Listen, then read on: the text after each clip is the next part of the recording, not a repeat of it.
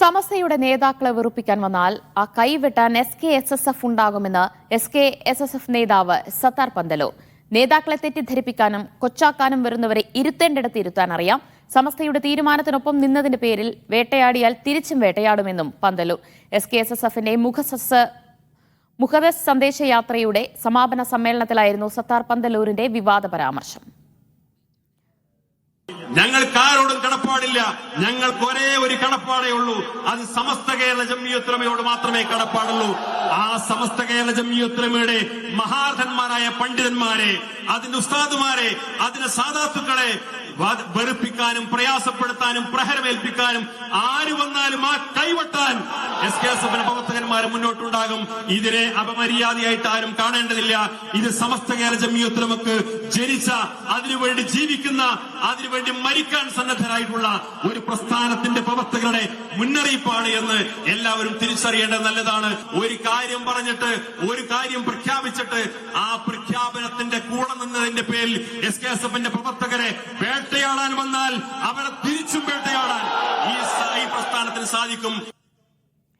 സാജിദ് അജ്മൽ വിശദാംശങ്ങൾ നൽകും. സാജിദ, സത്താർ പന്തലൂർ നൽകിയ പരാമർശം, പ്രസ്താവന അതിപ്പോൾ എത്രത്തോളം ചർച്ചയായിക്കൊണ്ടിരിക്കുകയാണ്? എന്താണ് അദ്ദേഹം പറഞ്ഞതിന്റെ കാതൽ?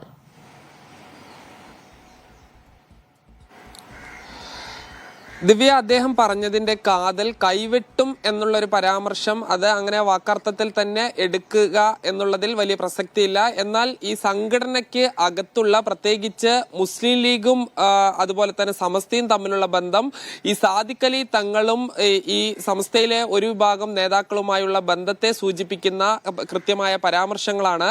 നമുക്കറിയാം, പട്ടിക്കാട് ജാമിയ നൂരിയ സമ്മേളനത്തിൽ നിന്ന് സത്താർ പന്തല്ലൂരും അതുപോലെ തന്നെ ഹമീദ് ഫൈസി അമ്പലക്കടവ് ഉൾപ്പെടെയുള്ള ആളുകളെ മാറ്റി നിർത്തിയിരുന്നു.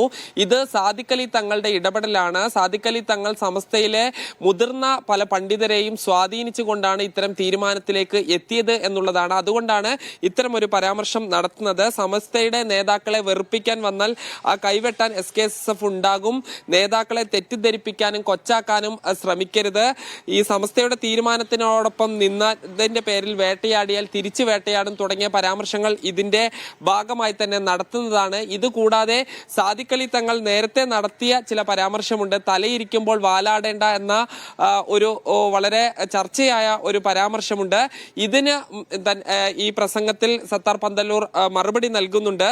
സമുദായത്തെ വഴിതെറ്റിക്കാനാണ് പലരും ശ്രമിക്കുന്നത്. എന്നാൽ SKSF ഇടപെടേണ്ടതില്ല, നിങ്ങൾക്ക് ആവേശം കൂടുതലാണ് എന്ന ചില പരാമർശങ്ങളുണ്ട്. എന്നാൽ ഇടപെടേണ്ട സമയത്ത് SKSFും അതുപോലെ തന്നെ SYSും എല്ലാം കൃത്യമായി ഇടപെടുക തന്നെ ചെയ്യും. ഇതിനെ മോശമായി ചിത്രീകരിക്കാനാണ് പലരും ശ്രമിക്കുന്നത്.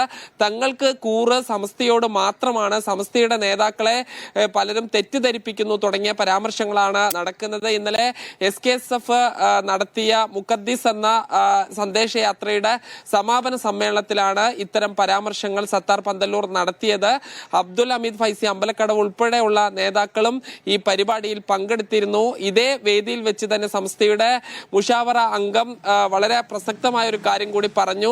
ഈ സമസ്ത ഇപ്പോൾ നേരിടുന്നത് വലിയ ഒരു പ്രതിസന്ധിയാണ്. ഈ പ്രതിസന്ധിയിൽ സമസ്തയോടൊപ്പം നിൽക്കുക എന്നുള്ളതാണ് പോഷക സംഘടനകളുടെ ഉത്തരവാദിത്തം.